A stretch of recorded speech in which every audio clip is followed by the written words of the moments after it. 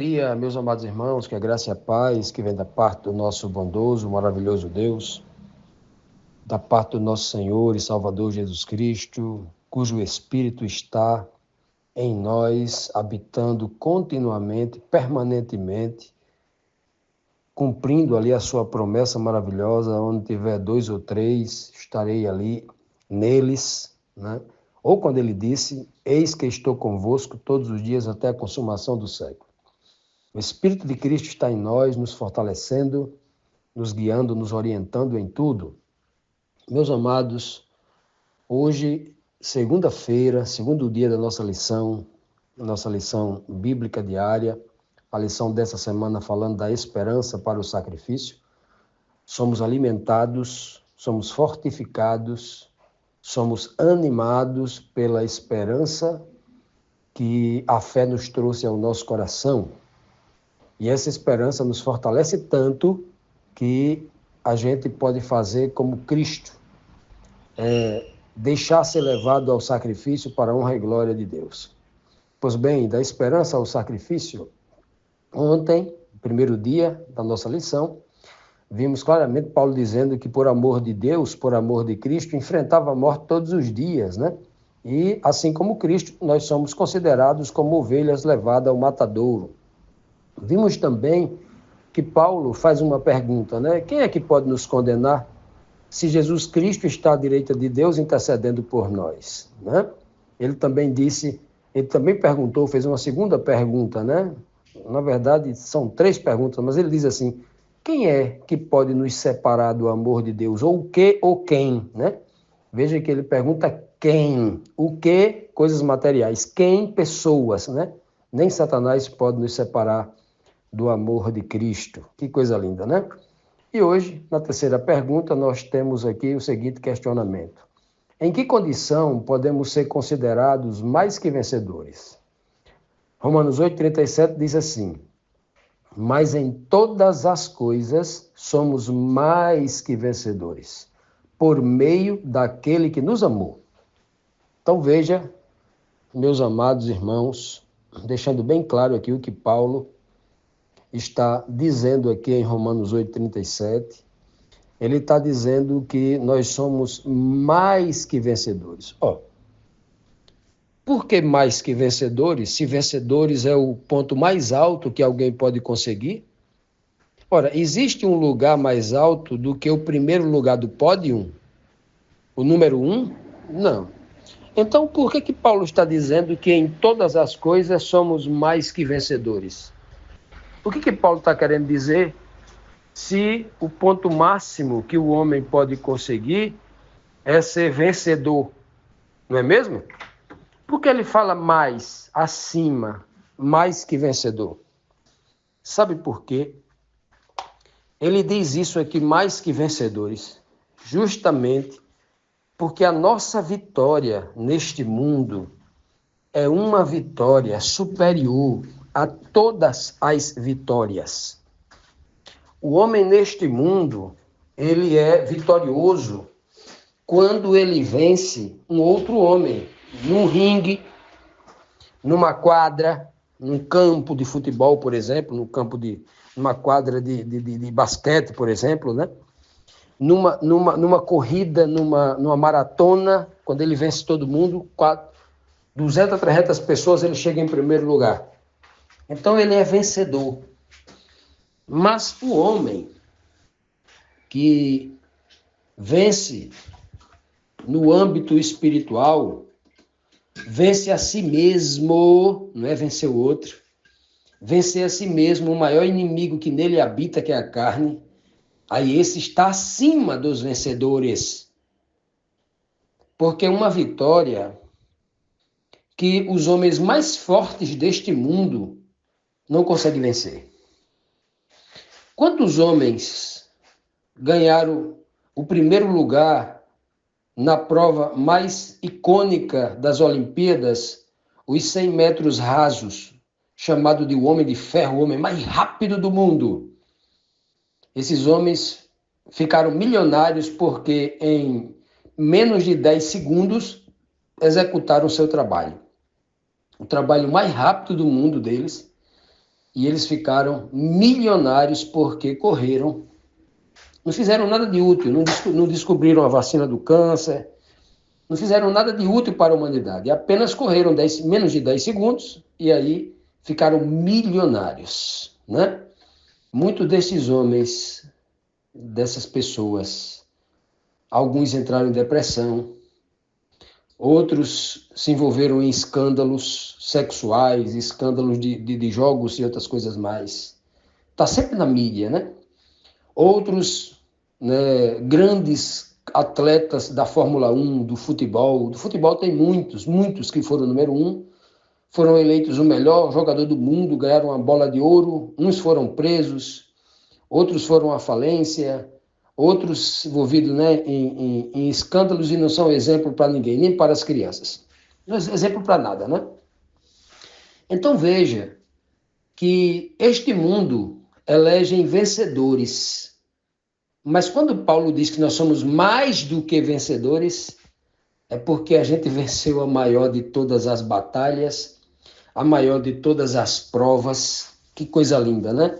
Mas vencemos como? Pela nossa própria força? Pela nossa própria inteligência? Não.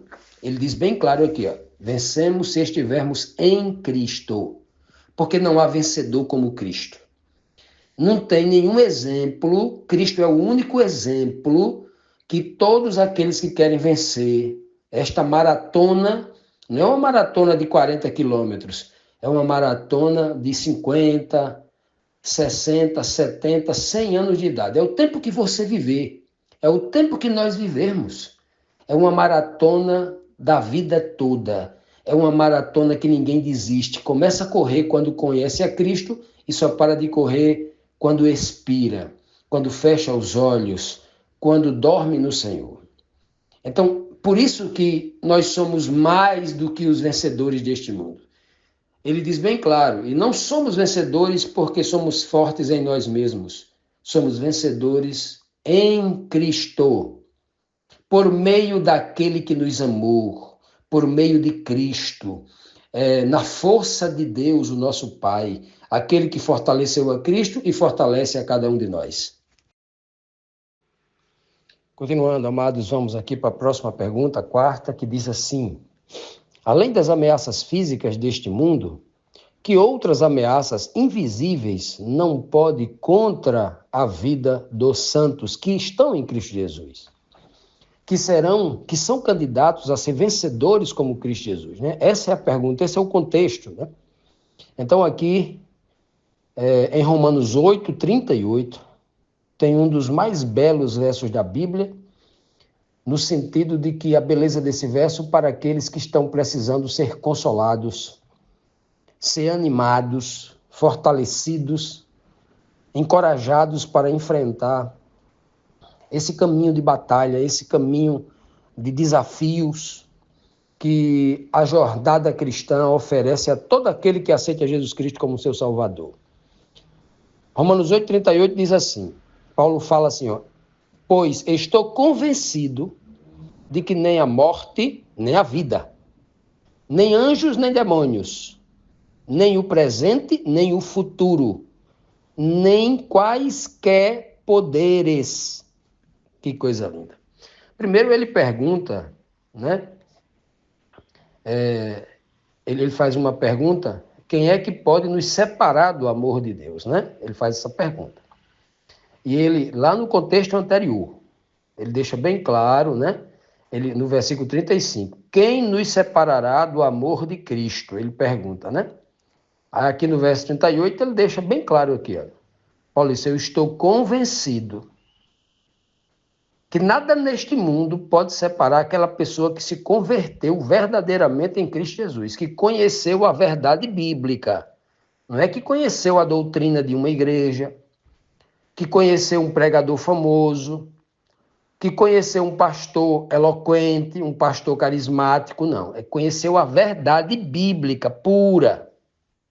Não é? Até porque essas outras coisas tem muito aí. Tem muitas ofertas, é como se fosse um produto mercantil. Tem em todo lugar.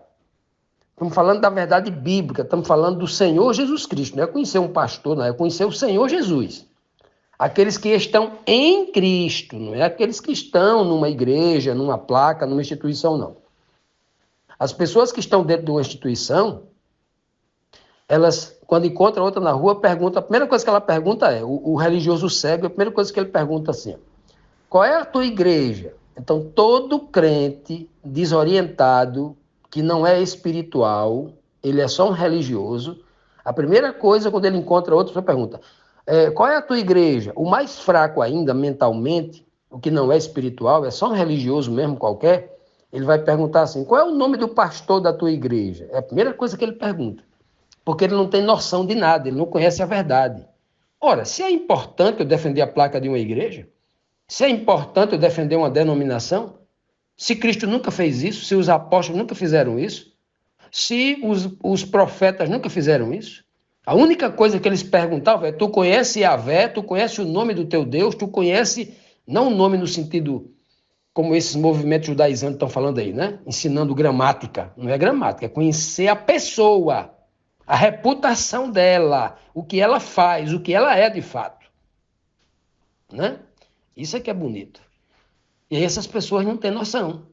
São crentes profissionais, né? Pessoas que não têm noção, são religiosos.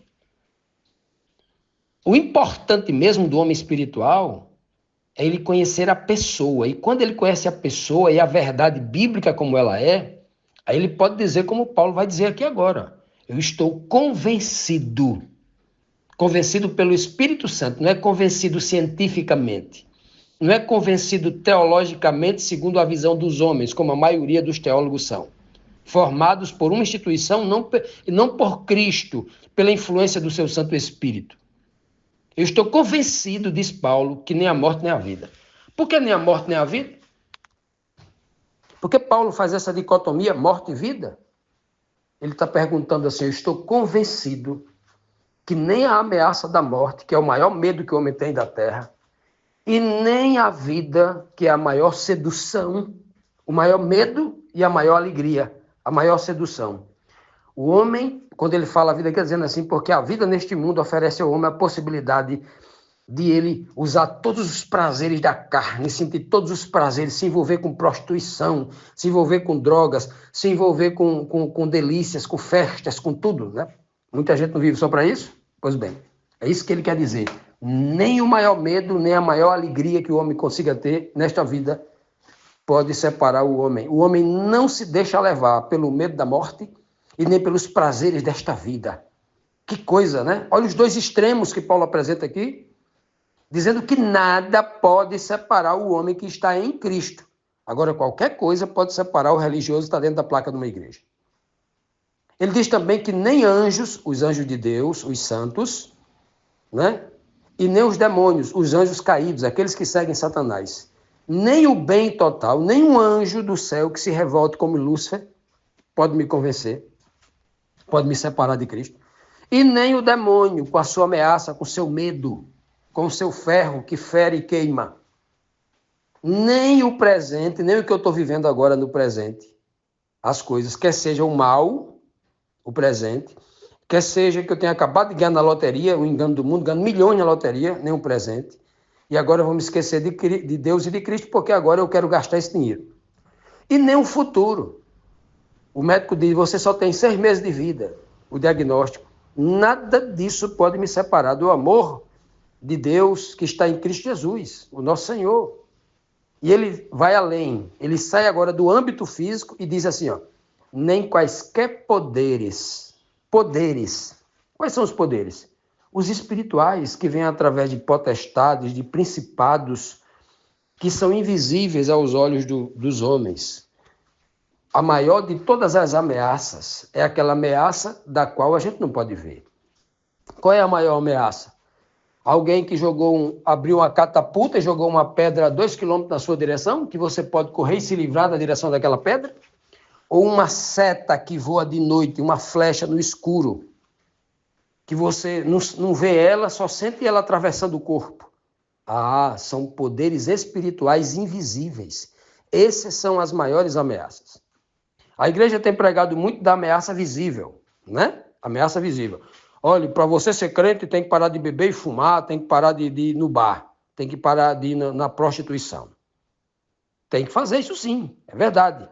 Para testemunho público. Agora, a maior ameaça é qual? É aquela que o povo vê ou aquela que o povo não vê? Tem muito crente se reservando de beber e fumar, mas tem muito crente que não está cuidando do seu homem interior. Dentro de 4 paredes começa a fazer coisa errada. Dentro de 4 paredes começa a bater na mulher. Dentro de 4 paredes começa a ver prostituição, a ver pornografia no celular. Tem muita coisa errada. Por quê? Porque ele não consegue enxergar que as maiores ameaças são os poderes espirituais. O verdadeiro crente é aquele que é crente fora da vista dos seus irmãos. E o crente de verdade que se prepara, que agrada a Deus, faz isso. Não faz para agradar homens, faz para agradar a Deus. Então este sim pode dizer assim: eu estou convencido de que nem a morte, nem a vida, nem anjo, nem demônio, nem presente, nem futuro, ou qualquer outra coisa pode me separar do amor de Deus que está em Cristo Jesus, o nosso Senhor.